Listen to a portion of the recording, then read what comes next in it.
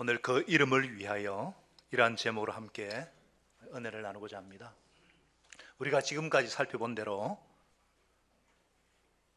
예루살렘 교회로 인해서 그 지역 전체가, 그 도시가 떠들썩했습니다. 온 도시가 막 소란하고 요동했습니다. 예수 믿는 사람 그러면은 믿지 않는 사람과 뭔가 달랐습니다.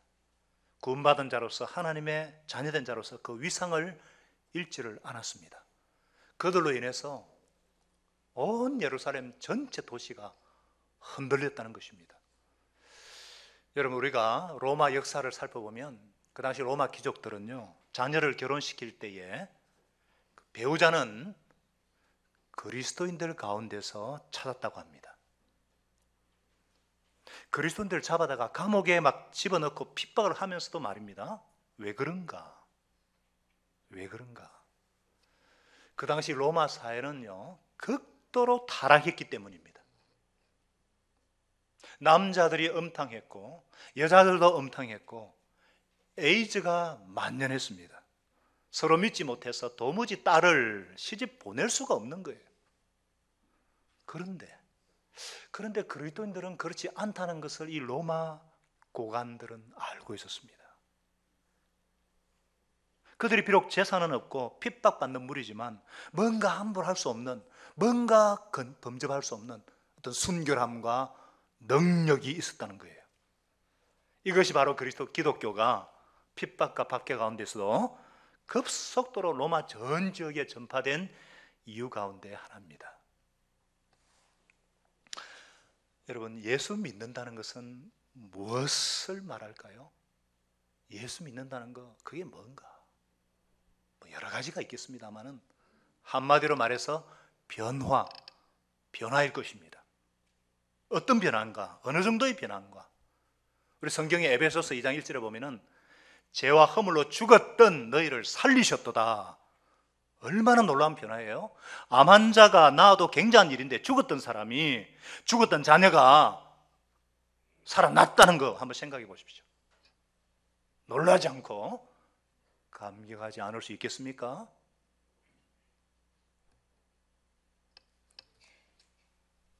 하나님께서 주신 이 엄청난 변화, 그리스도인이라는 것은 이 변화를 경험한 사람들입니다. 하나님께서 인간의 몸을 입으시고 자신의 몸을 갈보리 십자가에서 갈기갈기 찢으시고 그 피를 흘리심으로 우리를 구원하시고 변화시켜 주신 이 놀라운 신분의 변화. 여러분, 우리는 예수 그리스도 안에서 하나님께로부터 다시 태어난 새로운 피조물입니다. 우리에게는 하나님의 생명의 씨가 있어요. 우리에게는 예수 그리스도의 생명이 있습니다. 우리에게는 성령의 능력이 있습니다. 우리는 예수 그리스도 안에서 하나님의 왕자, 하나님의 공주가 된 자들이에요. 이게 예수 믿는 자의 특징입니다. 신분의 변화. 그래서 예수 그리스도 안에서 하나님이 기뻐하시는 의를 행할 수 있는 새로운 생명, 새로운 성품, 새로운 동기, 새로운 사랑, 새로운 자아, 새로운 의지, 새로운 능력이 있습니다. 우리는 그리스도 안에서, 예수님 안에서 특별한 존재가 되었고, 제가 하는 말이 아니에요. 성경에 다 나와 있어요. 특별한 존재가 되었고, 그리스도 예수 안에서 하나님의 공동체의 일원, 하나님의 가족이 되었다는 사실입니다. 아멘. 이게 우리의 신분이에요. 이게 우리의 모습이에요. 그런데 만일 여러분의 남편이 믿지 않는다면, 우리 집사람이 교회 나가더니 달라졌어. 남편으로부터 이런 말을 듣고 있습니까? 우리 엄마가 달라졌어. 자녀로부터 듣고 있습니까? 예수 믿고 난 후부터 직장 상사와 동료들로부터 그 동료들이 여러분의 변화를 감지하고 있는지요? 학교에서 친구들이, 야, 너 진짜 예수 믿는구나. 그렇다면 그 사람은 정말 그리스도인입니다. 할렐루야. 그런 사람이 그리스도인이에요. 여러분, 그리스도인이란 그리스도인, 예수와 딱 하나가 된 사람, 예수 안에 있는 사람, 이게 크리스찬이에요. 본래 예수께 미친 사람, 그 이름을 위해서 사는 자란 뜻이에요. 예수 이름의 권세와 능력과 그 비밀을 알고 있는 사람, 그것을 갖고 있는 자들이 그리스도인입니다.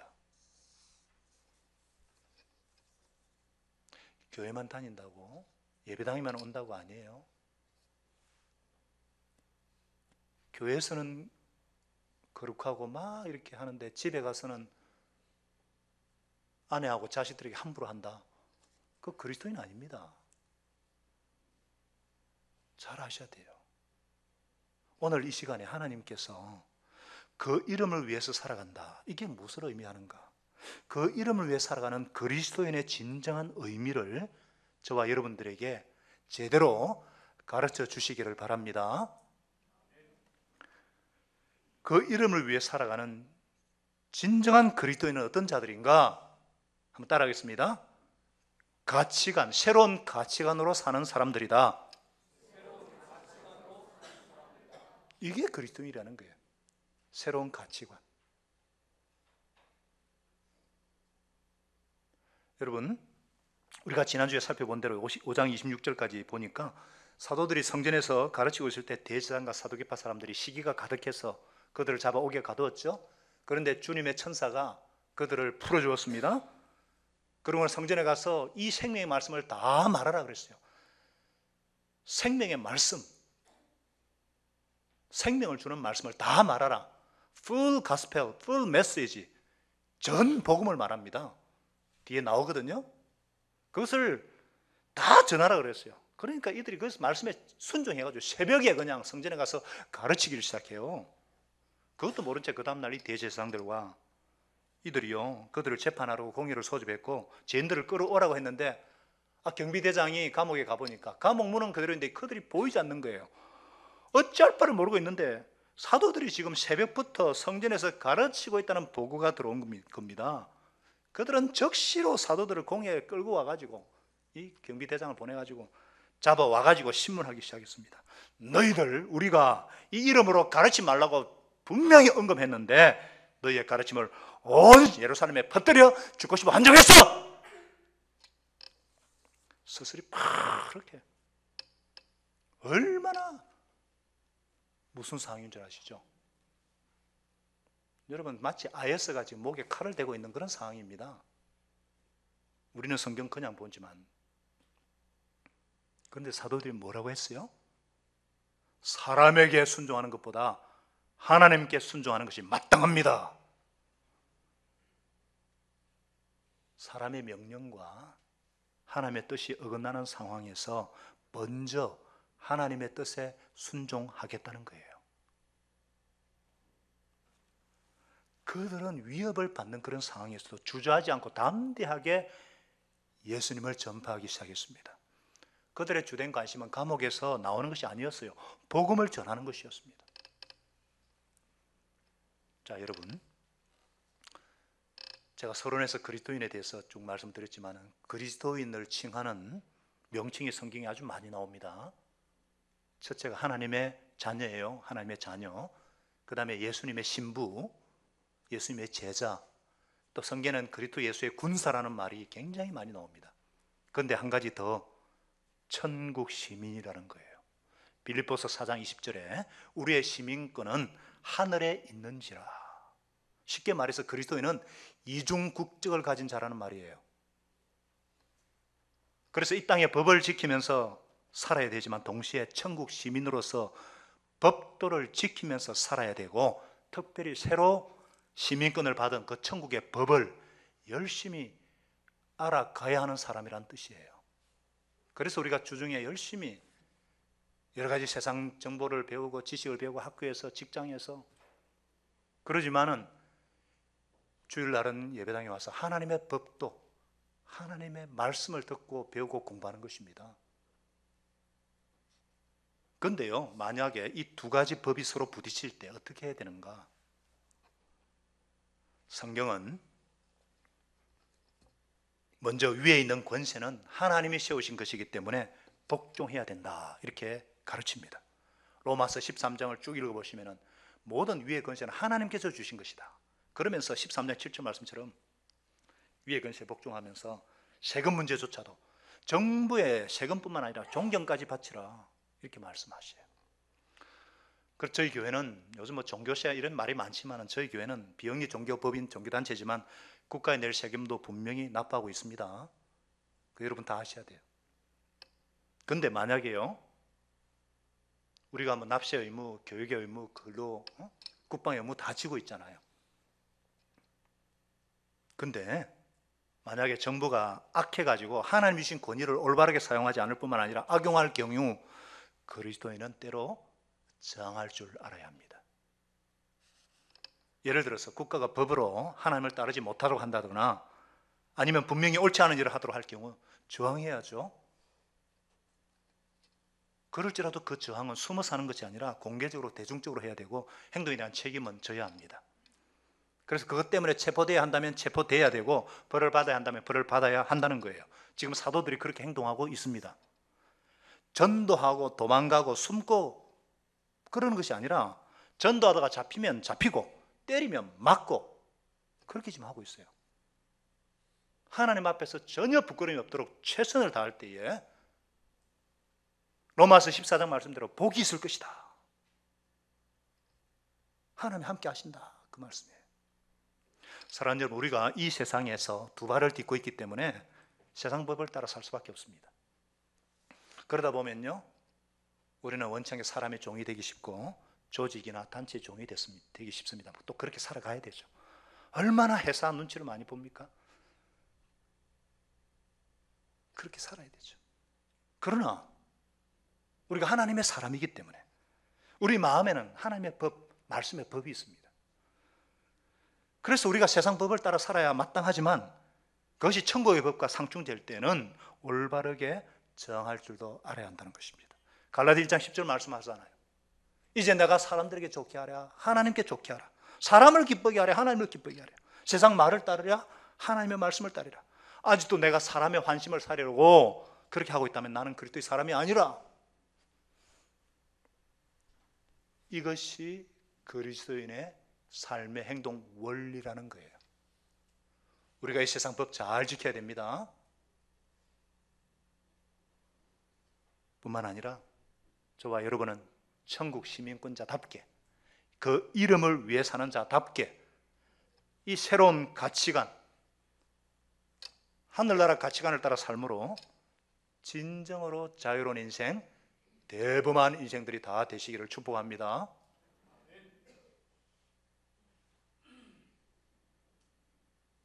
그 다음 그 이름을 위해서 사는 그리스도인은 어떤 자인가? 한번 따라할까요? 정인이 되는 기회를 놓치지 않는다. 자, 지금 사도들의 상황 이해가 되시죠? 그런데 자기들을 신문하는 자들에게 도리어 예수님을 전하는 거예요. 너희가 나무에 달아 죽인 예수를 우리 조상의 하나님이 살리시고 이스라엘에게 회개함과 죄사함을 주시려고 그를 오른손으로 높이사 임금과 구주로 삼으셨느니라. 우리 주님은 너희가 십자가에 달아 죽인 바로 그 예수다. 예수님의 십자가. 이 예수님을 하나님이 다시 주신 바로 그분이시다. 예수님의 부활하신 예수님.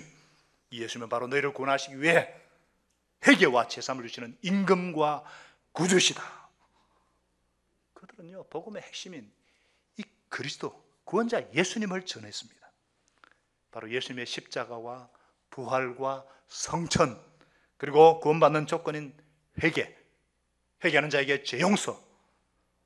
그들은 어떤 경우든지 복음을 전하는 이 기회를 놓치지 않았다는 거예요.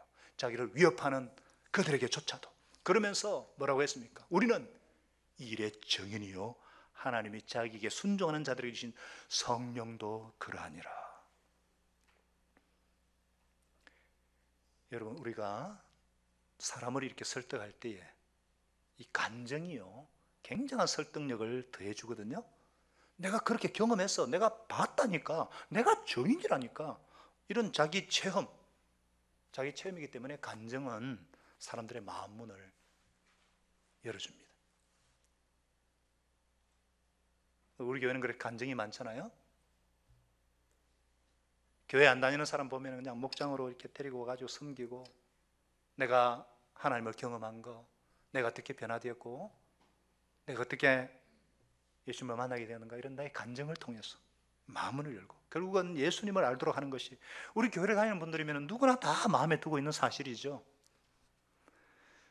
예수님의 대사명이기 때문에 그렇잖아요. 마태복음 28장 19, 20절 말씀처럼 우리 교회가 존재하는 목적이 그거잖아요. 모든 민족으로 제자를 삼기 위해서. 그래서 예수님이 명령하신 모든 것을 가르쳐 지키도록 성공부를 하고, 근데요, 이 사도들은 우리보다 차원이 더 높았다는 거예요. 그들은 자기들이 일어나는 모든 일을 복음을 전하는 기회로 봤다는 것입니다. 사실 그 사도행전에서는 이 복음 전한다는 게 주로 전도, 도를 전하는 거예요. 선포하는 것이었습니다. 말로 하는 전도였거든요. 예수님은 이런 분이시다. 우리가 이렇게 구원을 받는다. 그러므로 이렇게 하라. 왜냐하면 사도행전 그 당시 시대는요, 복음에 대해서 들어본 적이 없기 때문에, 그래서 이렇게 선포하는 것 자체가 중요했습니다. 오늘날에도 저 선교지나 그런 데 가면 선포 자체가 굉장히 중요해요. 예수 이름으로 복음을 선포하기만 하면 놀라운 기적과 막 표적들이 나타나기도 합니다. 그런데 많은 분들이 오해하는 것이 있는 것이요, 내가 어떤 삶이 어느 정도 변화가 되고 나서 전해야지, 내가 성경 지식도 좀 쌓여서 전해야지, 내가 무슨 이라는데, 그게 맞아요? 틀려요? 아니, 그렇다면 도대체 어느 정도 수준이 돼야 그렇게 된다는 거예요? 아니죠. 성경을 보세요. 제자들이 안드레 같은 경우는요, 1박 2일 딱 예수님과 경험하고는요, 바로 형한테 가가지고, 안드레 형님이 베드로거든요. 형, 내가 메시아를 만났어. 그냥 전하는 거예요. 사도들이 우리만큼 그리 지식이 많았을까요? 얼마만큼 내 인격이 변화되고 그래야 전도를 합니까? 아닙니다. 우리가 무슨 자격이 있어서 구원받았습니까? 다 이루었다 하신 예수님의 십자가 그 은혜 때문에, 은혜를 받아들이고 믿는 믿음 때문에 우리 구원받았잖아요. 언제까지, 어느 정도 내가 인격이 변화되고, 그건 우리가 죽을 때까지입니다. 다만 내가 경험한 예수님. 제가 86년도 예수님 만나자마자 내려와가지고 수련회 가가지고 바로 동생에게, 동료야, 나 예수 만났어. 그건 누가 시킨 것도 아니에요. 그래서 어떤 분이요, 이런 말을 했습니다. 이 세상에서 가장 위선적인 사람은 어떤 사람이냐? 나는 다른 사람들에게 그리스도에 대해서 이야기할 필요가 없다. 그들이 내 행동을 보기만 하면 내가 그리스도인이라는 것을 알게 될 테니까. 어떻게 알아요?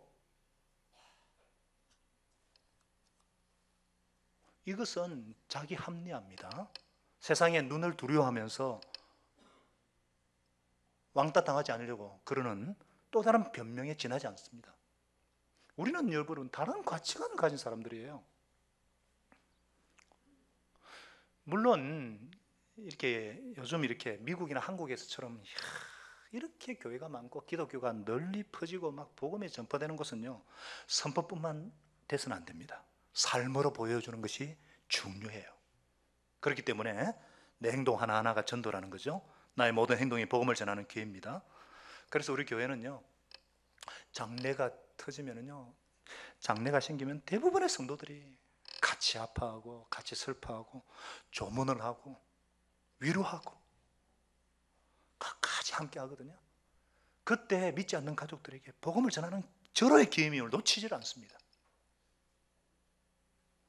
또 교회 주차장과 식당에서 짜증 부리고 막 마음에 안 맞는다고 인상 쓰고 막 큰 소리 치고 그러면 전도의 기회를 놓칠 수 있다는 것을 알기 때문에 정말 최선을 다해서 기쁨으로 섬기잖아요. 예수님은 말씀하셨습니다. 이같이 너희 빛을 사람 앞에 비추게 하여 너희 착한 행실을 그들이 보고 하늘에 계신 너희 아버지께 영광을 돌리게 하라. 예수님이 빛이십니다. 어두운 세상에 빛으로 오신 분은 예수님이십니다. 우리가 빛 대신 예수님 안에 깊이 거할 때, 예수님과 친밀한 사귐을 가질 때에 그 생명의 빛이 우리를 사로잡아서 밝은 생각, 밝은 마음, 밝은 행동을 통해서 교회에서뿐만 아니라 가정에서도 정말 예수님과 늘 동행함으로 빛의 자녀로서의 삶을 살게 하십니다. 그렇기 때문에 누구에게든지 어디에서든지 한순간 한순간 내 입술의 말 한마디, 행동 하나하나가 정인이 되는 기회라는 것을 기억하시고 하나님의 빛을 세상에 비추이는 그런 저와 여러분 되시기를 예수님 이름으로 축복합니다. 그런 사람이 그리스도인이라는 거예요. 그 이름을 위해 사는 자라는 거예요. 세 번째 어떤 자인가 따라하겠습니다. 온전한 순종의 삶을 산다. 우리가 정인이지만 또 한 가지 놓치지 말아야 될 것이 32절에 보니까 하나님께서 자기에게 순종하신 자들에게 주신 성령님께서 예수님의 정인이라는 사실이에요. 여러분, 사도행전은 무슨 행전이라 그러죠? 성령 행전이라 그럽니다. 곳곳에 성령님이 나오세요. 성령 얘기뿐이에요. 근데 가만히 보면은 예수님 얘기뿐이에요. 성령이 계신 곳에는 예수님이 드러나기 때문입니다. 성령은요, 결코 자신을 드러내거나 자랑하는 분이 아니에요. 예수님이 말씀하셨잖아요. 내가 떠나가신 유익이다. 내가 가면 또 다른 보혜사 성령님을 너에게 보내줄 거다. 그가 나를 영화롭게 하리라. 성령이 오면 그가 내 말을 기억나게 할 것이고 나를 드러내리라. 이 말씀대로요, 요한복음 16장에 계속 예수님 말씀하셨거든요. 그 말씀대로 성령님께서 예수님이 십자가에 죽고 부활 승천하신 후에 성령님께서 이 땅에 오신 목적은 예수님을 보여주기 위해서, 예수님을 증거하기 위해 오셨습니다. 할렐루야. 그래서 성령 충만이란 예수 충만입니다. 요즘 뭐 영성이란 말을 막 쓰는데 영성은 다른 거 아니에요. 예수성이에요. 얼마만큼 예수님 닮았는가. 성령님이 강하게 역사하시면요, 예수님을 볼 수가 있어요. 성령 충만한 사람 보면요, 예수님을 닮은 인격이 나타나요. 사랑과 희락과 자비와 오래 참음과 자비와 양성과 충성과 온유와 절제와 같은 예수님의 성품이 나타나요. 예수님은 육체로 이 땅에 오신 하나님이시고 성령님은 영으로 오신 하나님. 그래서 성령님이 계신 곳에는 예수님이 나타납니다. 성령 받은 사람은 예수 얘기만 해요. 건드리면 예수님, 뚫패도 예수님. 예수님이라면 어떻게 했을까? 예수님이 어떤 분이신가? 예수님이 나의 구주시요 나의 하나님이시라고 고백하는 거예요. 이런 고백이 있기를 축복합니다. 여러분 잘 보세요. 29절과 32절을 잘 보셔요. 성경. 하나님께 순종하는 것이 마땅하도다. 자기에게 순종하는 자들에게 주신 성령님이 그러하다. 여기서 순종이라는 단어 헬라 원어로 보면요, 신약 성경에 4번밖에 사용되지 않은 바로 그 단어예요. 물론 신약 성경에 순종이란 말, 복종이란 말이 수백 번 사용되지만 절대적인 순종, 온전한 순종을 의미하는 이 단어는 4번밖에 없는데 바로 본문이 그 본문이에요. 사도들은 예수님께서 부활 승천하신 후에 보내주신 성령으로 충만해졌을 때에 온전히 하나님의 뜻에 순종하는 삶을 살았다는 거예요. 하나님의 뜻에 순종하는 삶, 하나님의 뜻이 무엇입니까? 정인이 되는 삶이에요. 바로 그 이름을 위해 사는 삶이라는 거예요. 여러분, 인생을 크게 2가지로 나눌 수 있습니다. 제가 한 달 전에 때도 설교에서 말씀하셨죠. 쫓기는 삶이냐 부름받은 삶이냐. 다른 말로 하면은 생존, 즉 존재를 위한 삶이냐 목적을 위한 삶이냐, 이 2가지로 나뉘어져요. 대부분의 사람들이 존재를 위해서 삽니다. 자기 존재를 위해서 살아요. 단순히 잘 먹고 잘 살고 병 안 걸리고 행복하게 원하는 대로 이루어지고, 병이 걸리시면 빨리 낫고, 그래서 오복을 다 누리는 삶, 그걸 목표로 살잖아요. TV만 틀면은 밥집 먹는 거 얘기밖에 없잖아요. 심지어 수많은 그리스도인이라고 하는 사람들조차도 자신의 삶 자체가 존재를 목적으로 사는 사람들이 얼마나 많은가요? 내가 인생의 목적이에요. 왜 기도하는가? 내 마음의 평안을 위해서, 내 존재를 위해서, 내 행복을 위해서 기도합니다. 왜 봉사하고 헌금하는가? 나와 내 가족이 복받기 위해서 헌금하고 봉사합니다. 그러나 그거 우리에게 참된 행복을 주지 못합니다. 영원한 행복을 주지 못합니다. 우리는 그렇게 살도록 지원받지 않았습니다. 위기와 어려움이 닥치면 금세 실망하고 포기하고 절망합니다. 성경은 그렇게 가르치지 않습니다. 우리는 왜 살아야 하는가? 무엇을 위해 살아야 하는가? 부름받은 삶이라고 말씀합니다. 왜 사는가? 하나님의 부르심을 위해 살아간다는 사실입니다. 창세기부터 요한계시록까지 끊임없이 성경이 그렇게 말씀하고 있어요. 하나님께서 왜 저와 여러분을 구원하셨습니까? 왜 우리를 만드셨어요? 새로운 삶 공부의 주제가 그거잖아요. 에베소서 2장 10절에 우리는 그의 만드신 바라 선한 일을 위해서 우리가 지음을 받았다. 그것은 창세전부터 하나님께서 우리를 위해 미리 예배하신 것이다. 예수님 안에서 선한 일을 살도록 부름을 받았다. 그게 주제거든요. 그뿐만 아니에요. 여러분, 우리를 왜 하나님께서 이 땅에 보내시고 왜 구원하셨는가? 단지 더 넓은 아파트에서 살도록 하기 위해서요? 다른 사람은 70년 사는데 예수 믿는 우리는 예수 믿고 100년 살도록 하기 위해서요? 아니요. 그거 아닙니다. 하나님께서 우리를 구원하신 후에 바로 천국으로 데려가지 않고 이 땅에 남겨놓으신 이유가 뭐냐 말이에요. 우리가 이미 공부했잖아요. 거기 무엇입니까? 사도행전 1장 8절 다 같이 읽어볼까요? 사도행전 8절 시작. 오직 성령이 너희에게 임하시면 너희가 권능을 받고 예루살렘과 온 유대와 사마리아와 땅 끝까지 이르러 내 증인이 되리라 하시나. 아멘.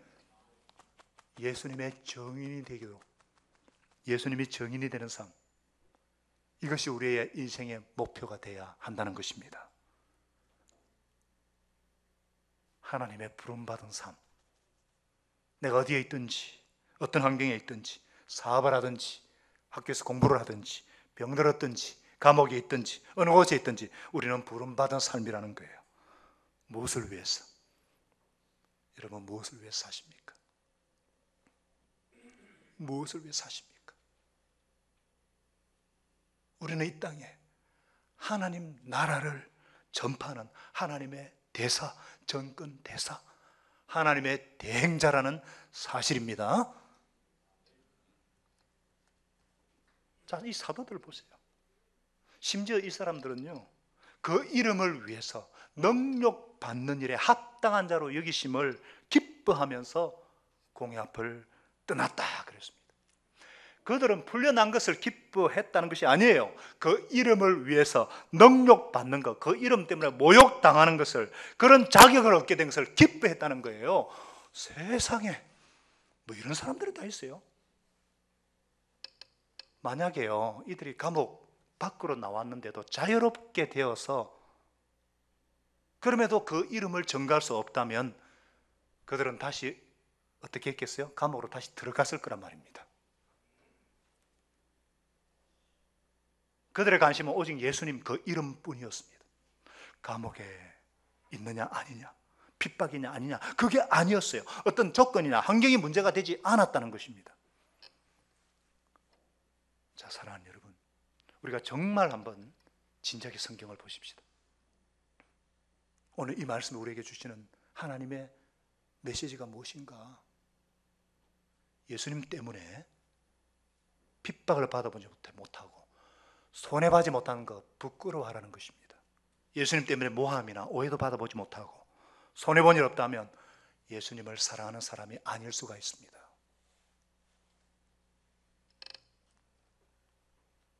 여러분, 사랑은 무엇이라고 합니까? 사랑한다는 것은, 사랑은 받는 것이 아니라면서요. 사랑은 주는 것이라면서요. 노래는 그렇게 하면서 사랑한다는 것은 얻는 것이 아니라 대가를 치르는 것입니다. 사랑하는 사람에게는 언제나 대가가 따르는 법입니다. 희생 없이 대가 치르는 없이 어찌 사랑이 있을 수가 있어요? 정말 하나님 사랑한다면, 예수님 사랑한다면. 근데 우리는 본성적으로 고난 싫어하고 거부합니다.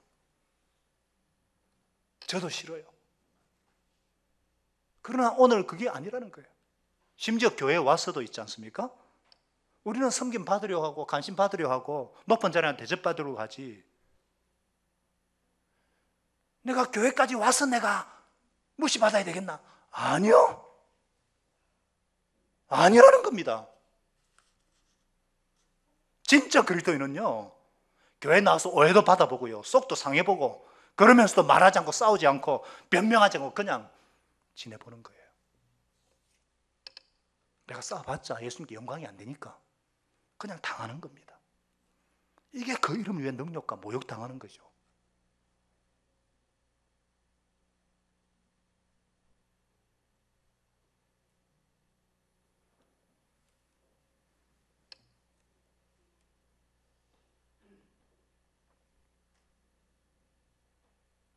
오히려 여러분, 교회는 병든 자들의 모임이기 때문에 더 상처받을 수가 있습니다. 우리가 예수님 아니면은 하나님 앞에 설 자격이 없는 자들이잖아요. 또 무슨 뜻이냐? 그렇기 때문에 오늘 본문에 등장하는 이 가말리엘처럼 하지 말라는 거예요. 여러분, 우리가 읽었듯이 가말리엘은요, 그 당시 최고의 학자입니다. 힐렐의 제자입니다. 그리고 나중에 사도행전 9장에 등장하는 바울, 위대한 사도 바울의 변화되기 전 서성이에요. 서성. 어떤 분이겠어요? 이 사람이요, 예수님의 이름을 통한 놀라운 역사가 막 불같이 일어나니까, 야, 기독교가 그 하나님께서부터 온 건지 언제 한번 두고 보자. 아주 합리적인 사람이죠. 그런데도 결국은 예수님 믿지 않습니다. 이 사람 자기가 온 구원의 기회를 놓쳐버립니다. 자, 바로 이 어떻게 되는지 좀 두고 보자. 이 마음이 그에게 독이 되었던 사람이에요. 그가 예수님을 바로 보려고 했으면요, 얼마든지 충분히 판단 가능한 지식인입니다. 대학자예요. 성경의 구약의 모든 예언들을 다 알고 있는 사람입니다. 그런데 이 사람 역시 존경받는 서성이라는 자기 기득권, 그것을 놓치고 싶지 않은 거예요. 손해보고 싶지 않은 거예요. 이 사람이 나중에 니고데모처럼, 아리마대 요셉처럼 예수님을 만났다면 얼마나 놀랍게 쓰임받았을까. 우리도 지금도요, 주변에서 그런 경우를 많이 봅니다. 분명히 예수님 좋다는 거 다 압니다. 그런데도 목장이나 교회에 다니지 말아야 될 별다른 이유를 찾지 못하면서도 안 나오시는 분들 보면은요, 좀 더 두고 보지. 뭐 대충 이런 마음? 근데 이런 마음 가지고 있을 때 두고 봐지는 것이 아니고요, 마음속에 있던 은혜까지 천천히 무뎌지게 됩니다. 또 목자를 해보라고 주님이 막 강권하시는데도 좀 더 두고 보지 하고 미루는 분들이 있는데, 그렇게 미룰 때 두고 봐지는 것이 아니고 그 조금이라도 뛰던 헌신의 마음이 사라지게 만듭니다. 하나님의 온전한 헌신이 필요할 때 이것저것 따지지 말고 뛰어들라는 말씀이죠. 오늘 우리에게 주신 그 은혜 또한, 오늘 생긴 그 마음이 하나님께 주신 씨앗인 줄 알고 낭비하지 말고 붙잡는 모험을 해보라는 거예요. 고린도서 6장 2절은 말씀하십니다. 보라, 지금은 은혜 받을 만한 때요, 지금은 보라, 구원의 날이로다. 내일 일을 알 수 없잖아요. 그렇게 순종하고 그렇게 헌신하고, 그래서 하나님을 만나는, 하나님을 경험하는 그런 복을 누리는 저와 여러분 되시기 바랍니다. 여러분 보세요. 누군가를 위해서 죽을 수 있는 인생, 정말 행복한 인생입니다. 불러야 할 노래가 있는 인생은 행복한 인생이고요, 흔들 수 있는 깃발이 있는 인생은 행복한 인생입니다. 내가 이것을 위해서 정말 후회 없이 죽을 수 있는 인생, 그것처럼 행복한 인생 어디 있겠어요? 그게 있는가? 그게 있는가? 그 이름을 위하여 사도들이 있었다는 거예요. 그 이름을 위하여 그들이 사도가 되었고, 그 이름으로 사람을 가르쳤고, 그 이름을 위해서 능력받는 것을 기뻐했다는 것입니다. 그들에게는 예수 이름, 이름보다 귀한 이름이 없고, 예수 이름, 이분보다 능력 있는 이름도 없고, 예수 이름, 이름보다 높은 이름도 없고, 예수 이름, 그 이름보다 복된 이름도 없다는 거예요. 그 이름을 위해서 살만한 가치가 있다는 거예요. 그 이름을 위해서 내가 희생하고 내가 죽을 가치가 있다는 거예요. 그 이름을 생각만 하면은 내가 감격이 되고, 그 이름을 생각만 하면은 눈물이 흘렀다는 거예요. 나는 과연 그런가? 제가 이 말씀을 묵상하면서 한때 나도 정말 그 이름을 위하여 내가 뜻보였으리라든지 내가 주님을 위해 살겠다고 했는데 나는 조금만 자존심 사는 것도 힘들어. 내가 도대체 예수님을 위해 사는 자인가? 내가 그리스도인인가? 제 카톡에 보면요, 내가 예수님의 제자인가? 내가 그리스도인인가? 그게 있습니다. 항상 사도들은 그랬다는 거예요. 심지어 그들은요, 날마다 성전에 있든지 집에 있든지 예수는 그리스도라고 가르치고 전도하러 그치지 않았다 그랬습니다. 여러분, 예수는 그리스도시다, 이 말은 뭐냐면은 예수님이 바로 하나님께서 구약에 약속하신 바로 그 메시아, 기름 부음 받은 종, 참된 하나님의 아들, 우리들의 진짜 구원자라는 거예요. 이 예수님 외에는 다 거짓말입니다. 예수님이야말로 유일한 구세주요, 나의 주님이라는 거예요. 이런 고백이 저와 여러분에게 있기를 축복합니다. 이런 고백이 자연스럽게 나오지 않은 분은 오늘 1시에 식사하시고 이쪽 목양실에 오셔요. 예성전 모임에 들어오시기 바랍니다. 그때 제가 확실하게 말씀드릴게요. 여러분, 이들은 보세요. 날마다 성전에 있든지 집에 있든지 예수님을 가르쳤다는 거예요. 예수가 그들의 삶 전부였다는 거예요. 신앙 따로 생활 따로가 아니었다는 거예요. 어떻습니까? 좀 마음의 평화만이라도 좀 얻어보려고 가정 평화를 위해서 교회에 왔는데 신앙이 자꾸 깊어지면 깊어질수록 할 일이 더 많아지고 자꾸 요구하는 것 같고 자꾸 바쁘고, 그렇죠? 그래요, 안 그래요? 안 그런가 봐요. 그럼 됐습니다. 사실 우리 교회처럼 그렇게 요구하는 교회 별로 없습니다. 그런데 성경을 잘 보십시오. 우리가 한 번씩 한참 사역을 하다 보면 나도 모르게, 아이고 내가 아무리 교회도 좋지만 내 생활도 좀 있어야지, 아이고 내가 여유도 좀 있어야지, 이런 생각 안 드세요? 안 드세요? 안 드시는 게 참 감사하죠. 근데 여러분 잘 보세요. 어디까지가 내 생활이고 어디까지가 주님의 생활인가? 내 생활이 있다는 것은 주님을 섬기는 게 삶이 아니라 의무라는 거죠. 이거 도대체 내 생활이 어디 있고 주님의 생활이 어디 있습니까? 그리스도인이란 뭐예요? 예수님과 내가 하나잖아요. 내가 예수님 안에 살고 예수님이 내 안에 살고 있는 거 맞습니까? 그리스도인으로 산다는 것은 뭡니까? 직장 따로 있고 학교 따로 있고 가정 따로 있고 교회 생활 따로가 아니라는 거예요. 예배 생활 따로 뭐 생업 따로, 이원론이 아닙니다. 여기 와서는 그리스도인으로 살다가 나가자마자 그냥 그리스도인 옷 다 벗어버린 그거 아니라는 거죠. 내 몸과 마음과 생각과 영혼은 하나입니다. 하나. 예수님과 내가 하나라면, 예수님이 내 안에 계시면 내 돈이 어디 있고 내 시간이 어디 있고 내 삶이 어디 있어요? 예수님의 삶이 내 삶이고 예수님의 기쁨이 내 기쁨이고. 사랑하는 여러분, 그렇기 때문에 직장에 있든지 학교에 있든지 사업장에 있든지 건설 현장에 있든지 친구를 만나든지 집에 있든지 예수가 그리스도라고 가르치고 전도하며 때렸든지 뭐든지 항상 힘쓰는 참으로 복된 인생 되시기를 바랍니다. 그 이름을 전파하고 그 이름을 가르치고 그 이름 위에 모욕받는 것도 기뻐하는 삶, 그 이름에 사로잡혀 그 이름 위에 모든 것을 걸고 그 이름으로 말하고 그 이름의 능력과 권세와 비밀을 가진 자들이 되어서 날마다 숨쉬는 순간마다 내 주 예수 모신 곳이 그 어디나 하늘나라, 날마다 숨쉬는 순간마다 천국을 맛보는 그런 고백이 되어지는 저와 여러분의 삶이 되게 해주시기를 예수님의 이름으로 축원합니다. 기도하겠습니다.